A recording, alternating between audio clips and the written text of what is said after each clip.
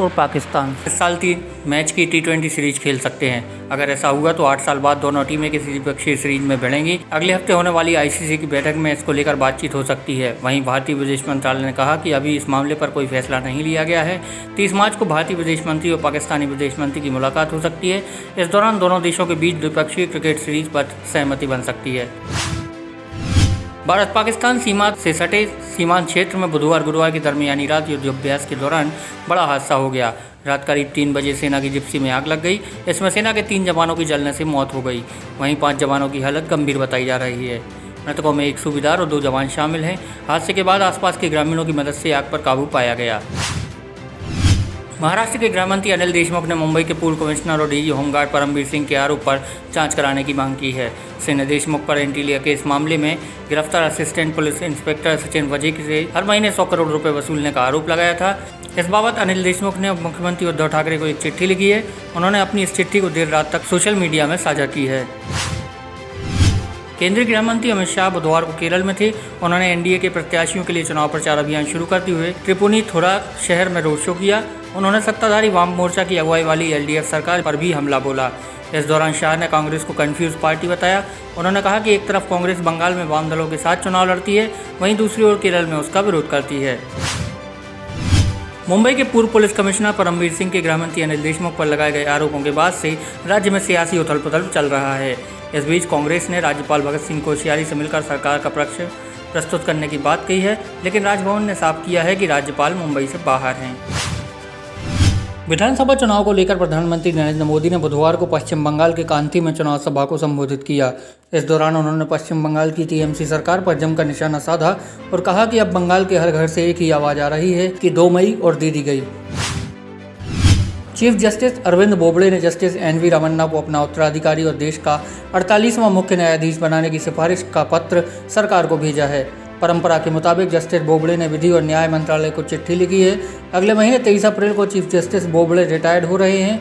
अपने रिटायरमेंट से महीना भर पहले चीफ जस्टिस ने अपने उत्तराधिकारी का नाम सीलबंद लिफाफे में सरकार को भेज दिया है। महाराष्ट्र में 100 करोड़ रुपए की उगाही मामले को लेकर सियासत गरमाई हुई है। इस बीच महाराष्ट्र के पूर्व मुख्यमंत्री देवेंद्र फडणवीस के नेतृत्व में BJP नेताओं ने बुधवार को राज्यपाल भगत सिंह कोश्यारी से मुलाकात की। राज्यपाल के साथ बातचीत के बाद देवेंद्र फडणवीस ने बताया कि हमने राज्यपाल से राज्य में शासन और कोरोना से संबंधित विभिन्न मुद्दों पर महाराष्ट्र के मुख्यमंत्री से रिपोर्ट मांगने का अनुरोध किया है। हमने उनसे भ्रष्टाचार से जुड़े मुद्दे पर हस्तक्षेप करने का भी अनुरोध किया। किसान नेता राकेश टिकैत ने एक बार फिर संसद घेराव की चेतावनी दी है। साथ ही इस बार उन्होंने लोगों से कहा कि आपको जब भी दिल्ली जाने को कहा जाए तो बैरिकेड्स तोड़ने के लिए तैयार रहना होगा। राकेश टिकैत ने कहा कि प्रधानमंत्री कहते हैं कि आप अपनी फसल कहीं भी बेच सकते हैं और हम सब इसे साबित करके दिखाएंगे। उन्होंने कहा कि विधानसभाओं, कलेक्ट्रेट दफ्तर और संसद में भी अब अपनी फसल बेचेंगे। संसद से बढ़िया कोई मंडी नहीं है। पुलिस बल को कथित तौर पर बगैर वारंट की गिरफ्तारी की शक्ति देने वाले विधेयक के विरोध में बिहार में सियासी टकराव जारी है। मंगलवार को सदन में ऐसी स्थिति देखने को मिली कि हर कोई हैरान रह गया। स्पीकर के कमरे का घेराव करने वाले विपक्ष के विधायकों को हटाने के लिए सदन में पुलिस बुलानी पड़ गई। कांग्रेस सांसद राहुल गांधी ने बिहार की हालातों पर ट्वीट कर नीतीश कुमार पर निशाना साधा है। कांग्रेस नेता शशि थरूर ने अपनी पत्नी सुनंदा पुष्कर की मौत से जुड़े मामले में खुद को बरी किए जाने का अनुरोध किया है। थरूर ने मामले की सुनवाई के दौरान दिल्ली की एक अदालत में कहा कि मौजूदा साक्ष्य दर्शाते हैं कि सुनंदा की मौत न आत्महत्या थी और न ही हत्या। कांग्रेस नेता की ओर से वरिष्ठ वकील विकास पाहवा ने कहा कि एक भी गवाह ने उनके मुवक्किल के खिलाफ दहेज उत्पीड़न या निर्दयता का आरोप नहीं लगाया है, इसलिए उन्हें बरी किया जाना चाहिए। दिल्ली में शराब पीने की 25 से घटाकर 21 साल करने के बाद केजरीवाल सरकार ने एक और फैसला लिया है। दिल्ली के क्लबों में अब शराब पीने वाले पैक की जगह पूरी बोतल टेबल पर ऑर्डर कर पाएंगे। उप मुख्यमंत्री मनीष सिसोदिया की अगुवाई में आबकारी सुधार को लेकर एक बड़ी बैठक हुई थी, जिसमें इस बात की सिफारिश की गई है। राज्यों में केस की जांच के लिए केंद्रीय जांच एजेंसी CBI को दी गई आम सहमति को अब तक 8 राज्य वापस ले चुके हैं और इन राज्यों में हर केस की जांच CBI को करने से पहले उसे राज्य सरकारों से इजाज़त लेनी होगी। DOPT से मिली जानकारी के मुताबिक महाराष्ट्र, केरल, पश्चिम बंगाल, छत्तीसगढ़, झारखंड, पंजाब, मिजोरम और राजस्थान जैसे 8 राज्यों ने CBI जांच की सहमति का विरोध किया है।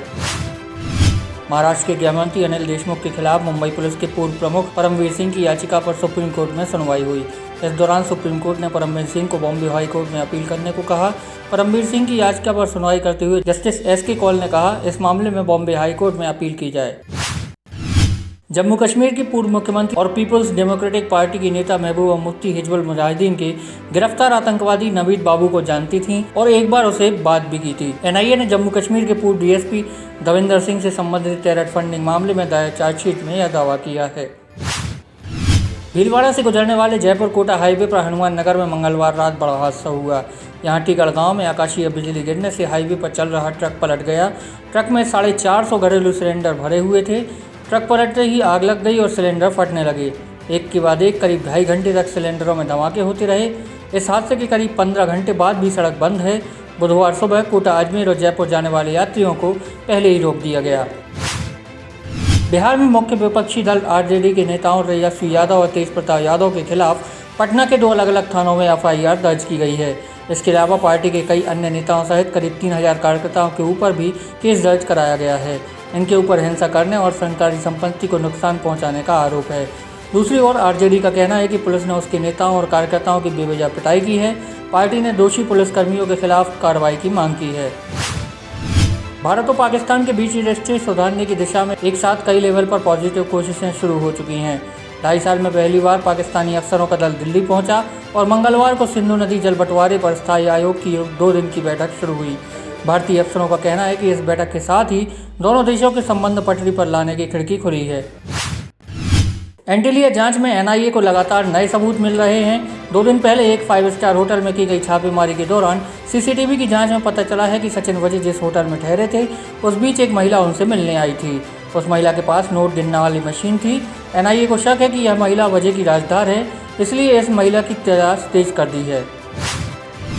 कोरोना वायरस का इलाज ढूंढते ढूंढते जनवरी के वैज्ञानिक दंपत्ति को कैंसर का तोड़ मिल गया है। बायोएनटेक के सीईओ डॉक्टर उगर साहिन और उनकी पत्नी डॉक्टर ओजलेम तुरेसी ने शरीर के प्रतिरोधक तंत्र को ट्यूमर से मुकाबला करने में सक्षम बनाने का तरीका खोज लिया है। अब वे इसकी वैक्सीन बनाने में जुट गए हैं। दंपत्ति का कहना है कि अगर सब कुछ ठीक रहा तो आने वाले 2 सालों में वे कैंसर का टीका भी उपलब्ध करवा देंगे। दंपत्ति पिछले 20 साल से कैंसर के इलाज के लिए रिसर्च कर रहे हैं।